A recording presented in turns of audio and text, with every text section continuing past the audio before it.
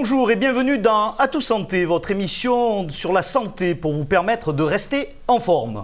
Aujourd'hui, le don d'organes, qui est depuis l'hiver dernier un sujet majeur de santé publique en région PACA, notamment à Marseille, à l'occasion d'une opération de sensibilisation intitulée Marseille, Provence, capitale du don, marquée par plusieurs manifestations sportives et culturelles.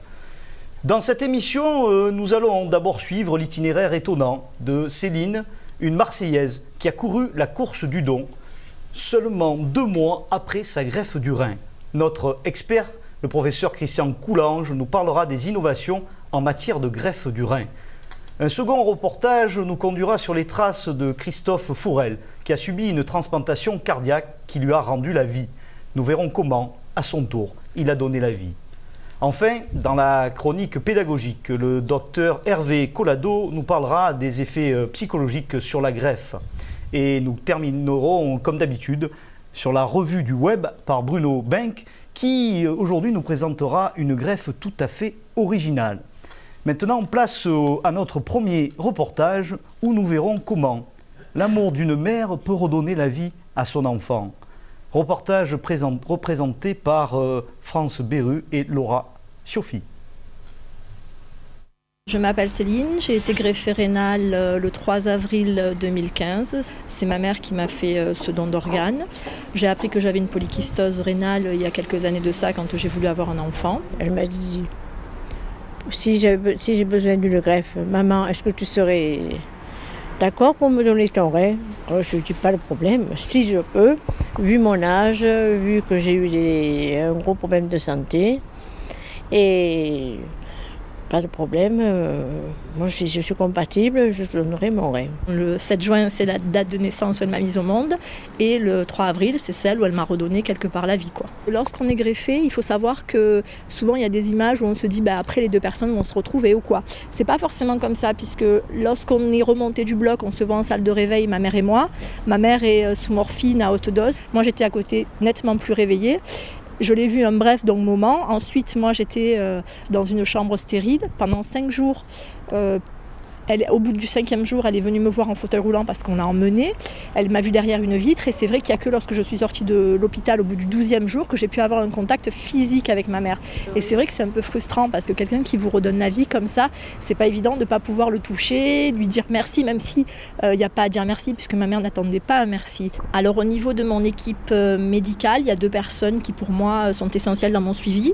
C'est le professeur Dussol qui me suit depuis des années. Après, la 2e personne aussi qui est essentielle dans ce parcours, c'est le chirurgien Véronique Delaporte qui m'a opérée. Donc avec elle, il s'est aussi établi un rapport particulier. Et ce lien perdure puisque on est toujours en contact. Nous avons fait la course du don ensemble puisque c'est elle qui m'en avait justement parlé. Cette course était pour le don, donc les gens qui étaient là, il y avait beaucoup d'associations qui représentaient les différents organes comme l'association pour Maryse.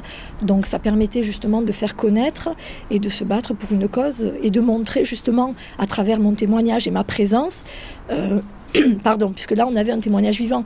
Les gens lorsqu'ils courent n'ont pas forcément, ils savent qu'ils courent pour une cause, mais là j'étais ce témoin vivant de pourquoi on court, quoi.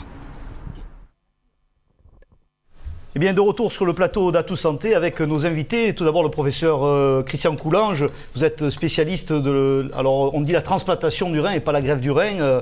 Bienvenue et bonjour. Bruno Benck, qui est notre journaliste en santé. Bienvenue, Bruno. Hervé Collado, donc notre chroniqueur. Et puis surtout, Céline, qui est à nos côtés aujourd'hui, après tous ces moments d'émotion qu'on vient de vivre avec vous sur le reportage. Alors, racontez-nous comment on fait un exploit comme ça. Vous êtes une véritable héroïne.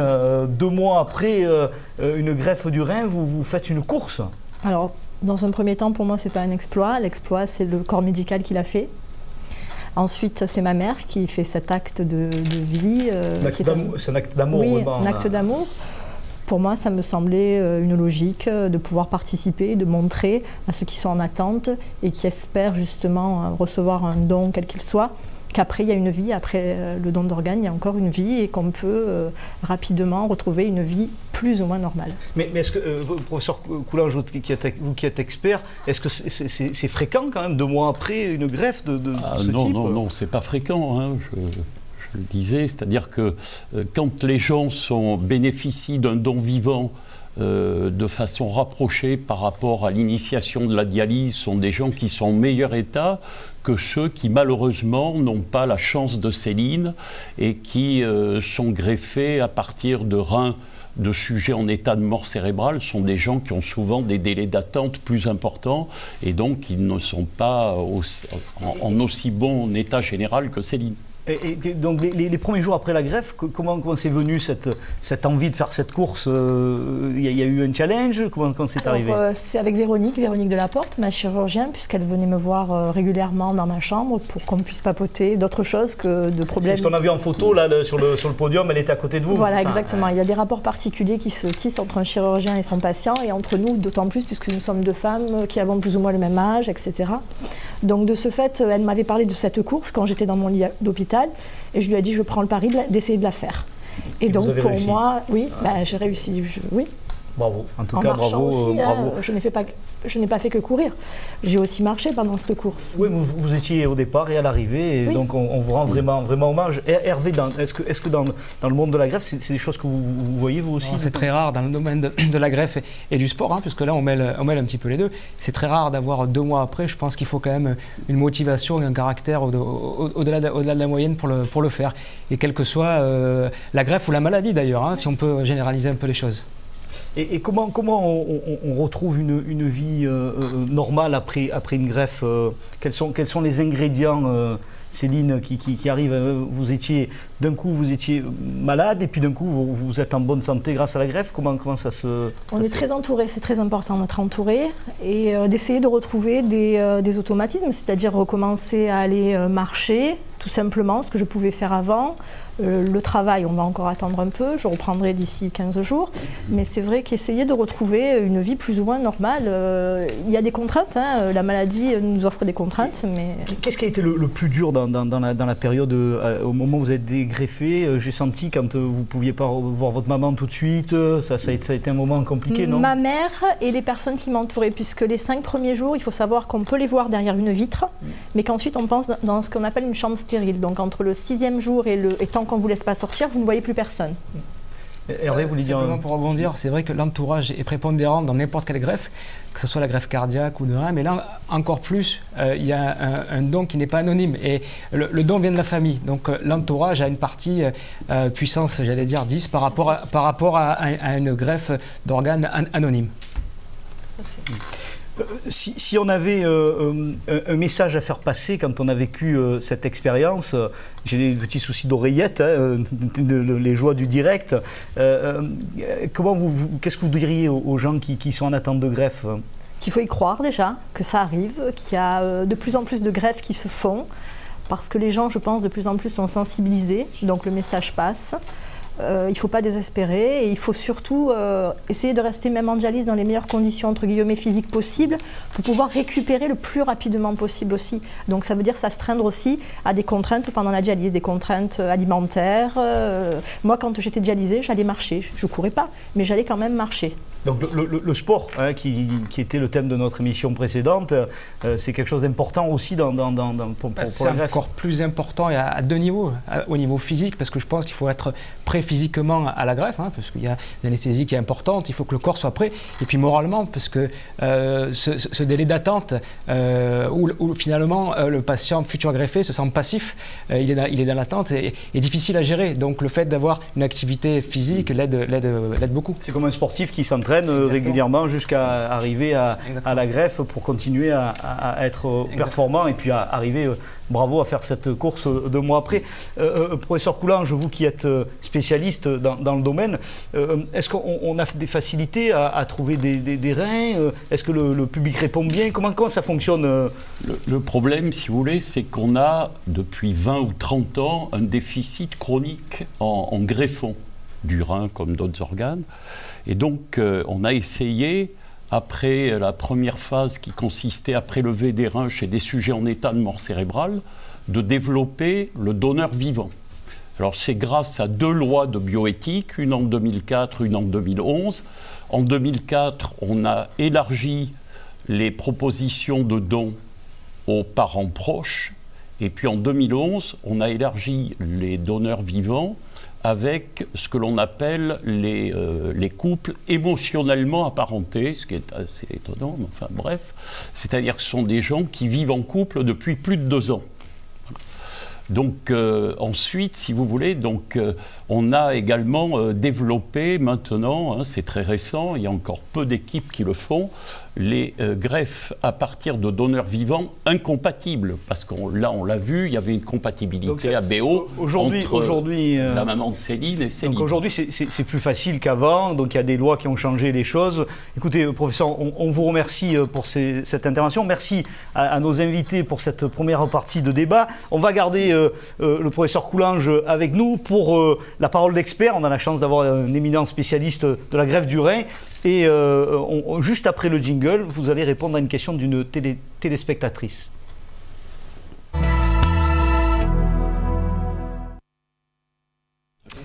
Monsieur Coulanges, on a reçu une question d'Isabelle qui habite à Marseille et qui se pose la question suivante. Existe-t-il de nouvelles techniques pour la greffe du rein en particulier? Alors oui, il y a une première médicale en matière de dons qui a eu lieu pour une fois en dehors de Marseille, puisque ça a eu lieu à Toulouse. Et c'est la greffe entre 2 sœurs par voie vaginale, robot assisté. Donc c'est vraiment une... Donc il n'y a pas d'ouverture, ça se fait... Voilà, alors évidemment ça évite les incisions, ça raccourcit le délai la durée d'hospitalisation, ça a quand même beaucoup d'avantages et ça peut, les dons robots assistés, si vous voulez, ont l'intérêt de pouvoir être réalisés chez ce qu'on appelle les gens qui sont obèses de façon morbide, c'est-à-dire les obésités importantes, ce qui est malheureusement quelquefois le cas parce qu'on a quelquefois des difficultés à faire maigrir les gens qui restent en liste d'attente parce qu'ils n'arrivent pas à maigrir correctement. Donc, je crois qu'on a une petite photo là qui illustre ce que vous êtes en train d'évoquer. Peut-être voilà, c'est l'équipe de Toulouse. C'est l'équipe de Toulouse, oui. C'est une greffe qui est récente. Hein. Ça date de quand ça date de mai 2015 et ils ont refait une deuxième greffe au mois de juillet. Et ça marche aussi bien qu'une greffe traditionnelle. Ah, tout à fait, oui. Et puis, vous voyez ce sac qui est mis au niveau du vagin et qui permet de protéger l'organe par rapport à la paroi vaginale. Quoi. Donc c'est la dernière à la fois de prélever et à la fois de greffer. Écoutez, bravo, hein, c'est une dernière innovation en matière de greffe de rein. Bravo à la science, bravo à vous, médecins qui pratiquez ça tous les jours. Alors, merci, professeur Coulanges, vous resterez avec nous pour le deuxième plateau. On va remercier nos invités, bien sûr. Et puis, nous allons enchaîner avec notre deuxième sujet. Nous allons à la rencontre de Christophe, greffé du cœur à l'âge de 32 ans, qui a toujours la pêche. Et vous allez voir, cette greffe lui a permis de transmettre la vie à son tour. Un reportage présenté par France Beru et Laura Cioffi. Je m'appelle Christophe Fourel, j'ai 43 ans, je suis marié, père de 2 enfants, Maxime et Thibaut, qui ont 9 ans et 6 ans. J'ai fêté cette année mes 10 ans de greffe. Alors j'ai eu la chance de bénéficier d'un don d'organes qui m'a permis de revivre, puisque pendant des années, je souffrais d'une maladie cardiaque sévère. À ce moment-là, mon cœur était dans un état tellement fatigué qu'il s'est arrêté de fonctionner. Le professeur Collard a dû à l'époque, à l'hôpital de la Timone à Marseille, m'implanter un cœur artificiel. Suite à l'implantation de ce cœur artificiel, j'ai été mis sur une liste de transplantation et j'ai eu la chance de bénéficier d'un don d'organes 2 semaines après l'implantation de mon cœur artificiel. Qu'on essaye soit par des opérations de pontage ou de remplacement de valves, soit avec les traitements médicaux ou les traitements interventionnels qui ont fait énormément de progrès, de préserver le cœur le plus longtemps possible et de permettre aux gens de mener une vie normale le plus longtemps possible.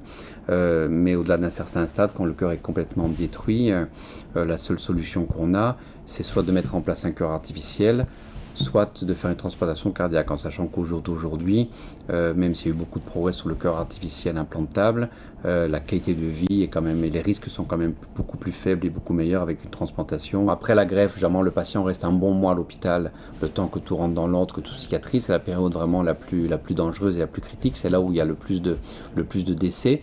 Après, les patients sortent dans une maison de rééducation et après ils reviennent régulièrement faire des examens. La première année, c'est tous les mois, puis tous les 3 mois. Et plus on s'éloigne de la greffe, plus les choses étant stabilisées, en l'absence de complications, on espace ces examens. D'abord, on vit très bien avec le cœur d'un autre. Nous vivons une vie quasi normale. Très bien. Bon, tout est parfait. Vous pouvez garder une activité sportive normale, faire tout ce que vous voulez sans restriction. Continuer le même Je crois régime. que c'est la grande roue de l'humanité, en tout cas, qui a tourné, puisque moi, j'ai eu la chance de bénéficier d'un don d'organes. Une personne s'en est allée, a fait un don à la société de ses organes, et la société, avec des règles bien précises, m'a attribué un de ses organes, puisque j'ai eu la chance à ce moment-là de bénéficier du cœur de cette personne. Et maintenant, à mon tour, moi qui ai eu la chance de recevoir la vie, j'ai l'immense bonheur d'avoir pu redonner la vie à mes 2 enfants qui vivent tout à fait normalement aujourd'hui et qui n'auraient jamais été là sans ce don d'organes. Bienvenue encore sur le plateau à Tout Santé. On accueille nos nouveaux invités, le professeur Frédéric Collard, chirurgien cardiaque à l'hôpital de la Timone. Nous avons Christophe Forel que nous avons retrouvé sur le reportage et Hervé et le professeur Coulange qui sont restés avec nous. Alors première question à Christophe. Beaucoup d'émotions dans ce film, on le ressent, et au travers de ce que vous vivez, vous avez vécu. Comment vous avez vécu cette rentrée scolaire avec toute cette expérience vécue que vous vivez? Je la vis comme une année de plus. Je vois que mes enfants grandissent et je suis toujours là pour les voir grandir. Donc c'est un immense bonheur de me dire que finalement, après tout ce qui m'est arrivé, après ce don d'organes, je continue à vivre tout à fait normalement. On vous a redonné la vie grâce au don d'organes, et puis là vous avez transmis la vie, c'est le plus beau cadeau du monde, c'est ce qu'on ressent au travers de cette expérience. Comment on vit au quotidien? Là vous avez une pêche incroyable, quoi. Vous rayonnez, vous transmettez un enthousiasme débordant, et pour autant j'imagine que c'est pas forcément facile tous les jours. Non, mais je crois qu'on vit très bien. On a quelques contraintes, mais qui n'a pas de contraintes, c'est pas possible. Tout le monde a des contraintes. C'est une vie très agréable. C'est une vie où il y a un certain suivi médical. Et je crois que c'est important ça, le côté suivi. Oui, c'est très important puisque la vie d'un greffier du cœur, c'est un équilibre entre être trop immunodéprimé et d'être pas assez immunodéprimé. Et donc en permanence, j'ai un suivi à l'hôpital de la Timone pour régler mon traitement médical. Et vous faites d'autres activités sportives? Oui, j'ai repris une activité tout à fait normale. Je crois qu'on n'a pas de contraintes. Vous faites du golf, non? Oui, parmi d'autres sports. Mais champion de golf, non? Non. Je taquinais. Sur la partie la relation avec vos enfants, comment vous leur avez expliqué cette période où vous avez construit, vous avez eu la chance de renaître, de revivre quand ils sont arrivés? Est-ce que vous en avez parlé avec eux? Bien sûr, ils sont au courant, ils voient bien que tous les jours je prends des médicaments. C'est même eux qui me disent « Papa, attention, ton médicament c'est 8 heures, tu dois prendre ton médicament ». Donc ils sont très sensibles à ça et je crois qu'ils ont compris que j'ai eu une grosse intervention, que ce n'est plus mon cœur. Et ils le vivent très bien et je crois qu'ils font très attention à moi. C'est super. Professeur Collard, vous êtes chirurgien cardiaque, chef de service à l'hôpital de la Timone. Aujourd'hui, où est-ce qu'on en est dans la recherche ou dans les transplantations cardiaques? Est-ce que les innovations marchent bien? Est-ce qu'on a vraiment évolué depuis ces 15 ou 20 dernières années? Alors sur la greffe cardiaque, on a énormément évolué, pas tellement sur le geste de la transplantation en elle-même, qui est très, très bien codifié, qui n'a pas beaucoup évolué ces dernières années, mais on a énormément évolué, comme pour l'ensemble des autres organes, dans les traitements anti-rejet, dans les traitements après la transplantation. On s'est rendu compte ces dernières années que on donnait avant des traitements anti-rejet à des doses beaucoup trop importantes, ce qui fait qu'on ne gagnait pas tellement sur le risque de rejet parce que le traitement est efficace, mais qu'on perdait à côté dans toutes les complications qui étaient induites par ces traitements. Donc ces dernières années, on a énormément diminué les doses de traitement anti-rejet pour diminuer les complications liées aux médicaments et donc tous les effets secondaires. Et on privilégie maintenant de multiplier chez les patients plusieurs traitements anti-rejet qu'on va donner chacun à des doses moins importantes plutôt qu'un traitement à des doses moins importantes. Et ce qui fait qu'on a maintenant énormément gagné dans les traitements anti-rejet, toutes les complications liées à la transplantation. Et quand vous voyez Christophe aujourd'hui, c'est une belle victoire pour la médecine, pour vous, pour votre travail. Alors oui, c'est une belle victoire pour la médecine et pour la transplantation. Ça permet surtout aux gens de se rendre compte que comment on est après une greffe cardiaque ou même une greffe d'un autre organe, qu'on reprend une vie normalement, on peut avoir des enfants, on peut reprendre une activité professionnelle. On ne porte pas sur son visage, hein, surtout pas Christophe qui est en pleine forme. Il est en pleine forme. Et dans les innovations, on a beaucoup parlé du cœur artificiel. Qu'est-ce que vous en pensez? Où est-ce qu'on en est là aujourd'hui? Actuellement, le cœur artificiel existe déjà. Il y a dans le monde plus de 50 000 patients qui ont été implantés avec un cœur artificiel au jour d'aujourd'hui. Actuellement, la qualité de vie qu'on a avec un cœur artificiel n'est pas encore aussi bonne qu'avec la greffe. Mais en fait, il y a déjà un certain nombre de patients à qui on met des cœurs artificiels parce que l'on ne peut pas les greffer, parce qu'ils ont des contre-indications au traitement anti-rejet ou bien qu'ils sont un peu trop âgés pour être greffés. Et on a, par exemple, nous, à Marseille, actuellement, une dizaine de personnes qui vivent à la maison avec un cœur artificiel définitif. D'accord. Et est-ce que dans la greffe du rein, par exemple, on retrouve ce cas de figure? Est-ce qu'on va tendre, la recherche va tendre vers un rein artificiel? C'est faisable? Oui, tout à fait. On est vraiment dans la même problématique. D'accord.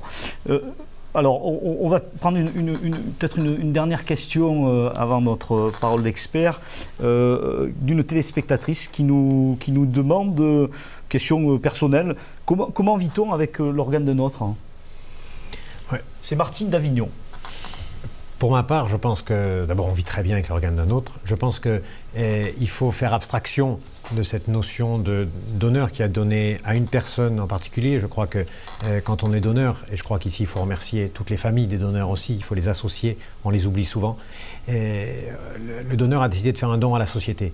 Et après, la société a des règles de fonctionnement établies par l'Agence de la biomédecine qui va définir comment les organes vont être dispatchés et répartis en fonction des différentes personnes qui sont en attente de greffe. Donc, moi, j'ai reçu un organe, j'ai reçu la vie, mais il n'y a personne qui a voulu me le donner à moi, Christophe Fourel. Il l'a donné à la société. Et moi, après, je l'ai reçu de la société. Donc, on vit très bien. Et c'est un beau cadeau qu'on accepte. C'est le plus beau cadeau. On m'a donné la vie. Ouais. Je crois qu'au départ, quand on commence dans la vie, on reçoit la vie. Et pour moi, je dis souvent, quand on s'en va, la plus belle des choses qu'on peut faire, c'est redonner la vie et donner ses organes. Et c'est ce que vous avez fait avec vos enfants. Merci Christophe, merci professeur Collard. On va passer à notre rubrique pédagogique et un sujet important. Alors, petit jingle qui va accompagner cette rubrique et on va retrouver Hervé dans quelques instants.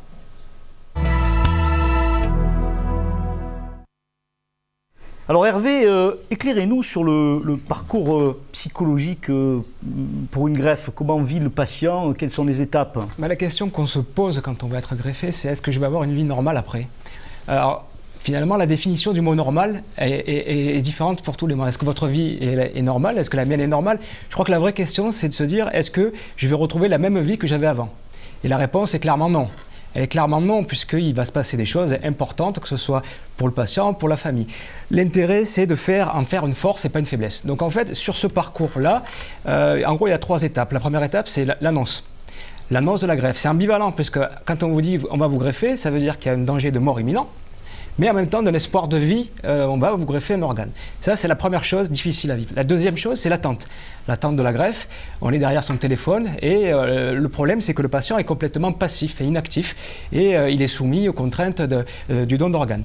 Et finalement, la troisième, c'est la période périopératoire. Il vient d'être opéré, c'est une nouvelle naissance, tout va bien, il est dans un milieu médical réconfortant et à ce moment-là, il y a... Et dans les études le montrent souvent, la plupart des cas, un déni du donneur. C'est-à-dire, et c'est protecteur, il faut le respecter complètement.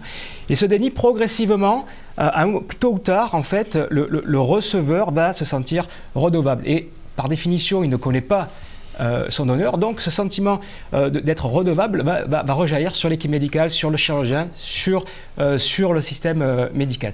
Donc voilà, je pense que c'est assez complexe à prendre en charge, mais c'est une notion importante. Mais merci Hervé. Alors pour conclure un peu ces thématiques, j'ai une question, Christophe. On entend souvent qu'on manque d'organes, et que les gens ne sont pas spontanément forcément enclins à prendre une carte de donneur.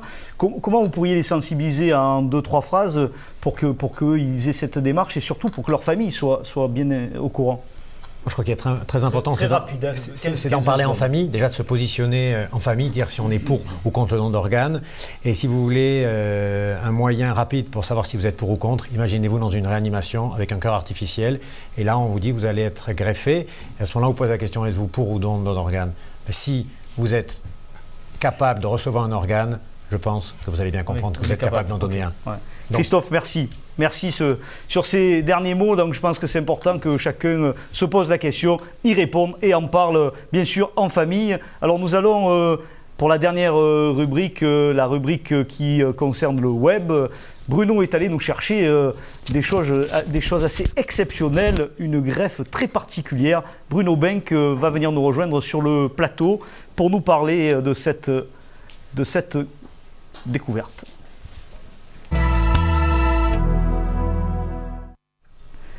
Alors Bruno, cette semaine, qu'est-ce que vous avez retrouvé sur le web? Il s'agit d'une bruxelloise de 19 ans à qui on a greffé une oreille sur l'avant-bras. Sur l'avant-bras? Tout à fait. Pour écouter de plus près non pas qu'elle voulait se créer des potins, faire le bouche à oreille, non.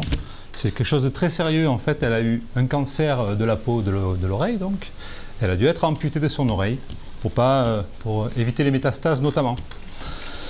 Elle a eu donc une espèce de prothèse qu'elle devait enlever souvent, c'était pas très pratique. Elle a demandé donc à un chirurgien ce qu'il pouvait faire. Incroyable cette image qu'on voit à l'antenne. Tout à fait. C'est sur le bras. Ce qu'on voit ici, donc, c'est cette greffe. Il s'agit d'une pièce plastique, donc en forme d'oreille, un plastique poreux.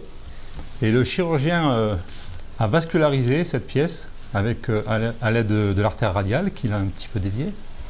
Et si bien que cette pièce plastique a été recouverte de la peau de l'avant-bras grâce à la vascularisation. Et quand elle était entièrement recouverte, eh bien, le chirurgien l'a enlevée et l'a greffée au niveau de l'abouchement du conduit auditif externe de la patiente. Un petit trou dans la pièce plastique pour pouvoir faire passer le son et le tour est joué. Maintenant elle entend bien, elle a une oreille à demeure. Incroyable, belle innovation encore pour la greffe, on n'arrête pas le progrès. Merci Bruno, merci à nos invités, merci à vous chers téléspectateurs de nous suivre régulièrement. Alors nous nous retrouvons dans 15 jours pour de nouveaux reportages et témoignages et nous traiterons du cancer du sein. Donc pour ceux qui auraient des témoignages à porter, n'hésitez pas à nous envoyer à atout-org.com tous vos messages, tous vos témoignages et surtout vos questions pour que nous les présentions sur le plateau. En attendant, soyez tous acteurs de votre santé.